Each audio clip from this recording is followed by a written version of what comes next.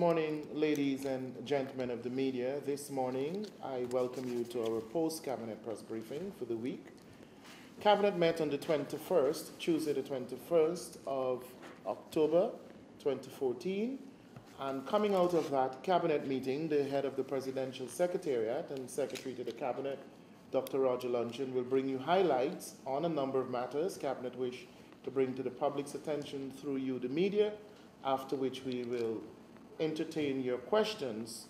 Regrettably, this morning, time is against us, so only questions on Dr. Luncheon's opening presentation. I'll hand you over to Dr. Roger Luncheon. Thank you, Kwame, and good morning again, ladies and gentlemen of the media. We met, Cabinet that is, on the Tuesday, the 21st of October, planning, of course, to have our post-Cabinet press briefing on Wednesday as usual, but the Diwali celebrations intervened and we're here on Friday morning. The agenda: contracts, blacklisting, Guyana's money laundering legislation, the National Tushau's Council meeting, 2014, LCDS, Griff Matters update, the reorganization of the Customs Anti-Narcotic Unit, and then the snippets, the Cabinet Medical Mission outreach. Allow me to dispose with the few Cabinet contracts to which Cabinet granted its no objections to the awards. And I'll start first with, in the agricultural sector, a tender that was opened on the June the 3rd, dealing with the supply of high-density polyethylene tubes, and these are intended for the National Drainage and Irrigation Authority. And that award was at the tune of 16.2 million Guyana dollars. 16.2 for high-density polyethylene tubes. We continue in the agricultural sector, and this has to do with now the procurement of 4 vertical axial flow drainage pumps. Vertical axis flow drainage pumps.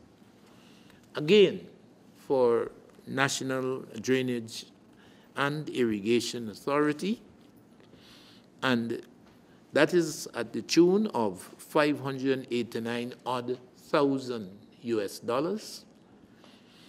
Our mathematicians have advised me that's about 123.1 million Guyana dollars.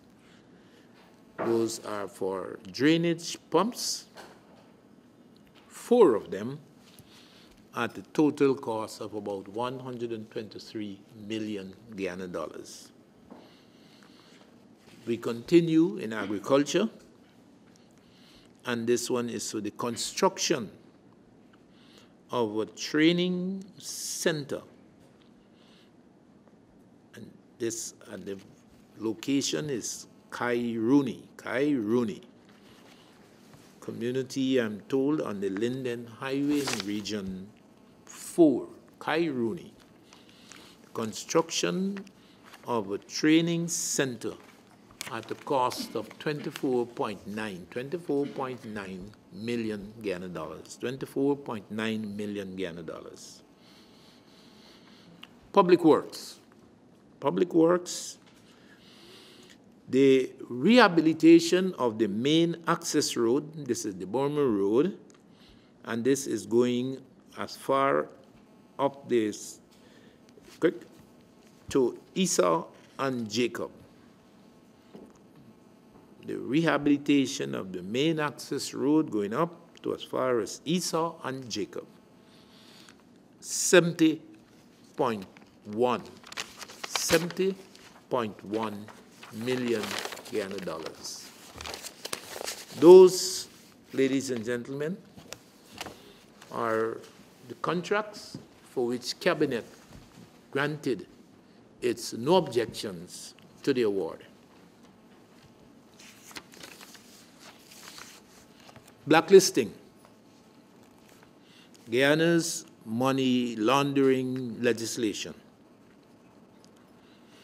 President Ramatar had made it abundantly clear that any decision by FATF to blacklist Guyana because of the parliamentary opposition's intransigence in enacting FATF-compliant anti-money laundering legislation would be one of the factors triggering his resolve to call for general and regional elections.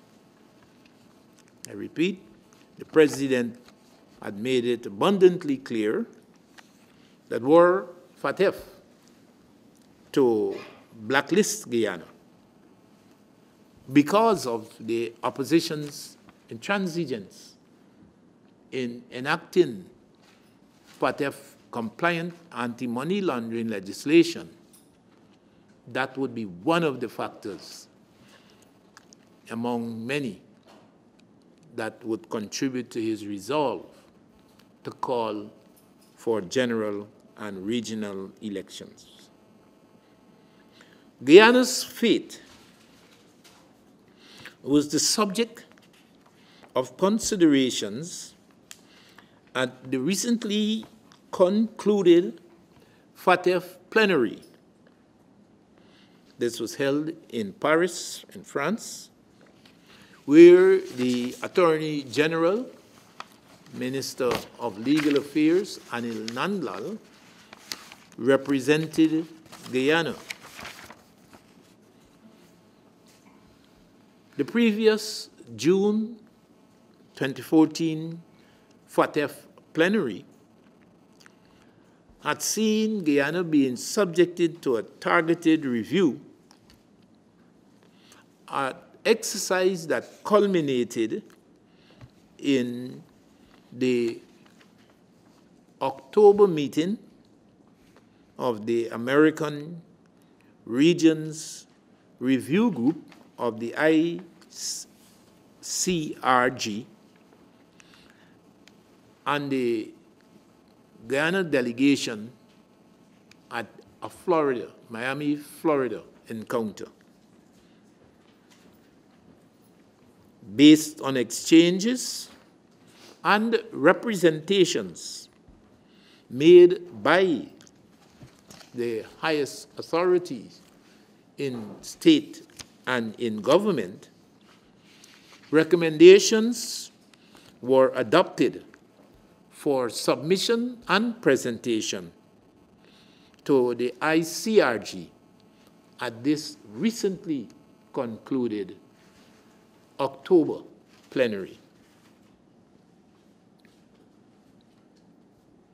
I'm pleased to announce that we have been advised, we have been informed that the results of those and all other related engagements on this matter, the results are indeed encouraging. Encouraging for Guyana in that it seems that essentially Guyana has staved off blacklisting and indeed has not been the subject of any decision by FATF of further blacklisting. Guyana, we are informed, has been provided with time to put its house in order and essentially to conclude its efforts to enact FATF compliant anti-money laundering legislation. Minister Nandlal would provide greater details adequately supported by formal and official information on the FATF website on the outcome of their consideration of the Guyana's case.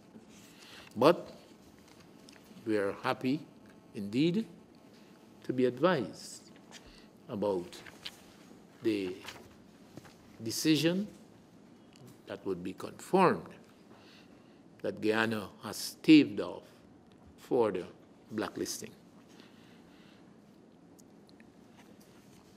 The National Two Shows Council meeting.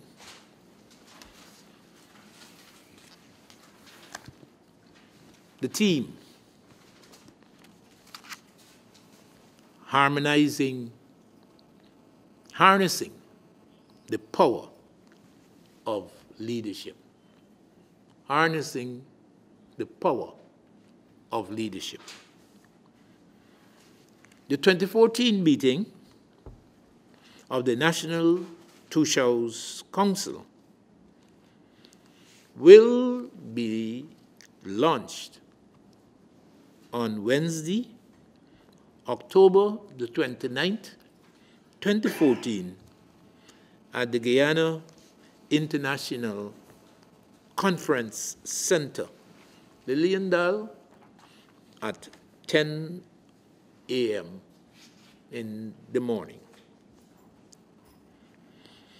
The opening ceremony will feature, among other things, an address by His Excellency President Donald Ramotar, and on that occasion, Two Shows senior councillors of over 200 Amerindian communities would be gathered all over Guyana, will be gathered and form part of the assembly for the week-long engagement on updating and evaluating the situation,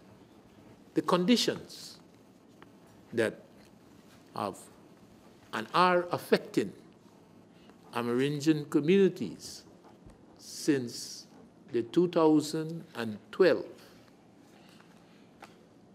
National Two Show Council meeting. Developments in Amerindian communities continue apace since 2012, and significantly, the ministers, the cabinet sector ministers, would be continuing their engagement with the leadership of Amerindian communities with regards to their specific sectors. They will be focusing, among other things, on services. They would be focusing on the enhancement of economic activity and economic well-being of Amerindians and their communities. The activities will not go without their social events, and as usual, the grand social event will be the state reception hosted by the President on the occasion of the presence of the leaders of Amerindian communities in Georgetown. Reorganization of the Customs Anti-Narcotic Unit. Cabinet approved its latest security sector reform initiative when, at its meeting of the 21st of October 2014, it agreed to the design of the restructuring of the Customs Anti-Narcotic Unit. The reform initiative logically follows intercurrent interventions, and it recognizes the many contributions made by CANU to law enforcement in Guyana, and specifically its functioning in the field of investigations, prosecutions, and international collaboration in anti-narco trafficking. The reform initiative addresses the following: a revised organogram,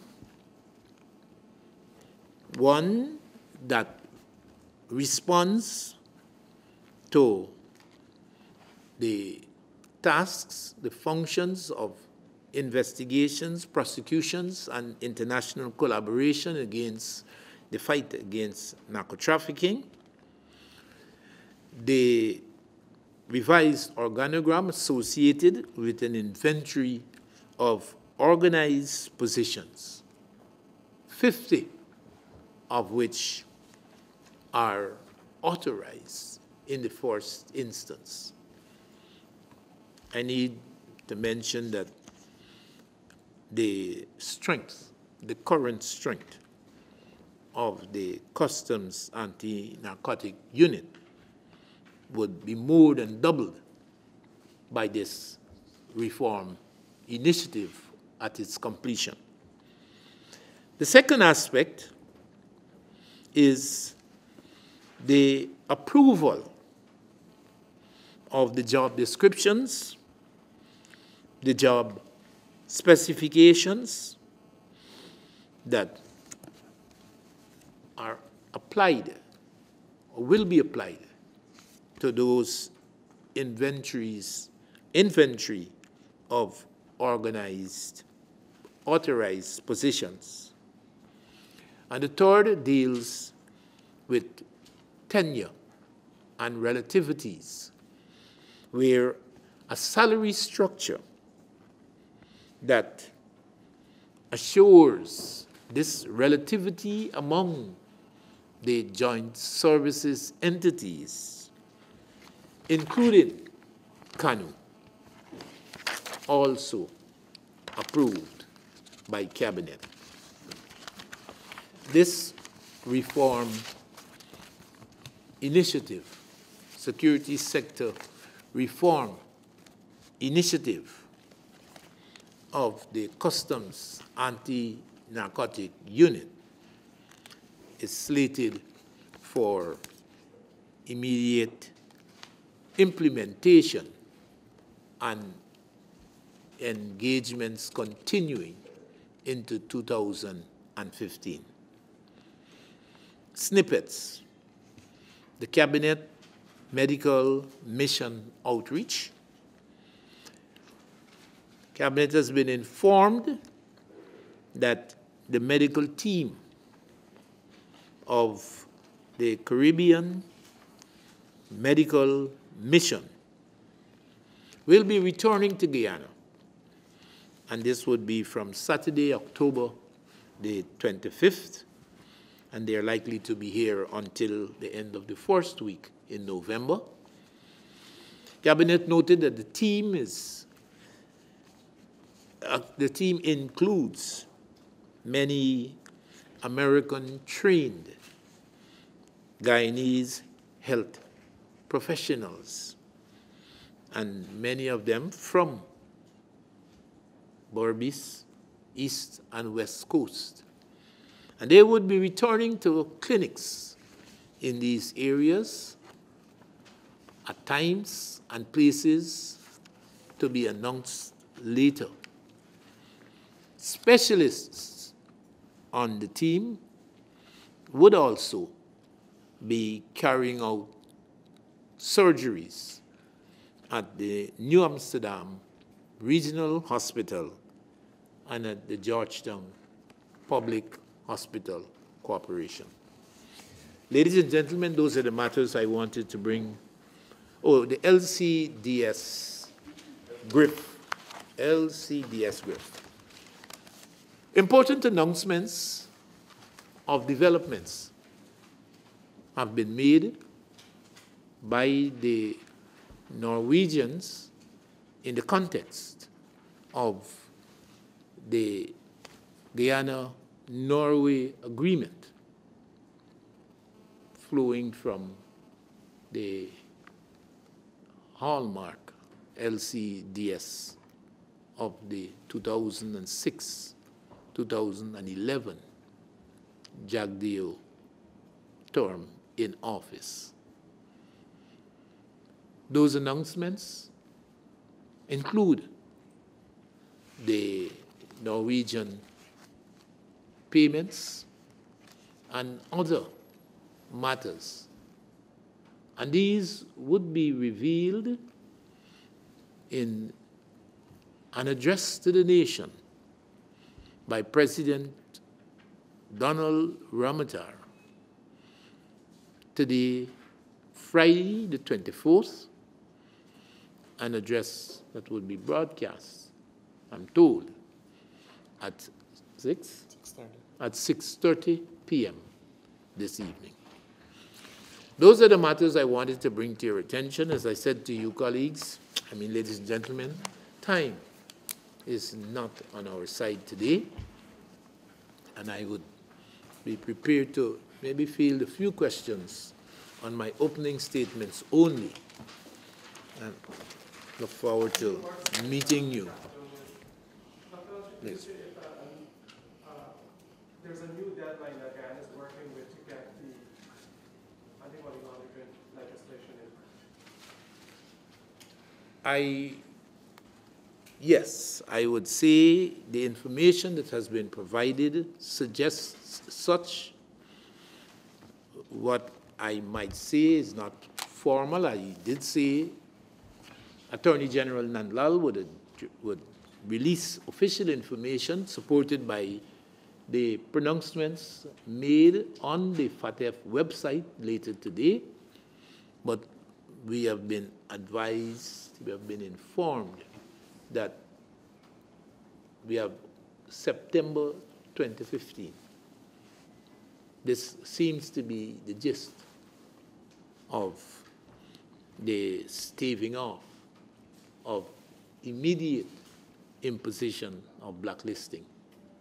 We have time, September 2015. Paul.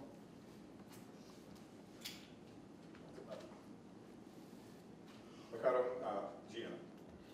Sir, you spoke about the NTC, and I think you meant to say 2030, December 2012, looking at the latest developments. 2012 was the last. Do you remember NTC are held every 2 years? The last occasion was 2012. Okay.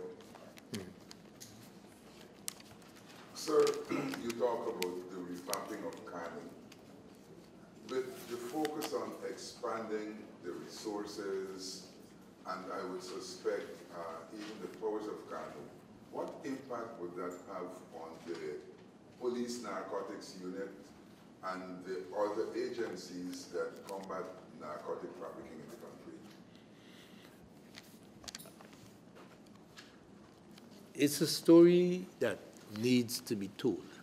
I'll start by saying that it's a story that needs to be told. Indeed, our commitment in 2008 to undertake security sector reform, to fund security sector reform, has seen, particularly in President Donald Ramatar's term in office, some of the widest and all-embracing initiatives. And this indeed extends to training, SWAT team, the creation of the Special Organized Crime Unit, the enhancement of the National Intelligence Center and our Secret Service, if you would call it that. Indeed, the reform measures aggregately has presented a totally new and additional face to law enforcement crime fighting in Guyana. The impact of the restructuring and reforms of Kanu, we anticipate would be profound. Kanu has made significant inroads into narco-trafficking and the fight against narco-traffickers in Guyana, and indeed with an expansion, as you evidently saw, the expansion in its access to human, financial resources, and political capital. The expectations are that Kanu's contributions over the short to medium term will be more than outlive the rest of the reform measures that are being put in place. This is indeed extremely incisive and timely intervention where law enforcement is concerned in Guyana. Yes, go ahead. Dr. Luncheon, you mentioned that the blacklisting of Guyana was one of the factors among many that could have triggered a call for general elections. Are you saying that there's still consideration by the cabinet that we may move to an early election? I don't believe that one can say it is an either or. I'm pretty certain the no confidence motion, with the support that publicly has been announced by both members, APNU and AFC, would result in elections once the motion is debated. I'm certain about that. APNU and AFC command a majority in the National Assembly, and the no confidence motion will be carried.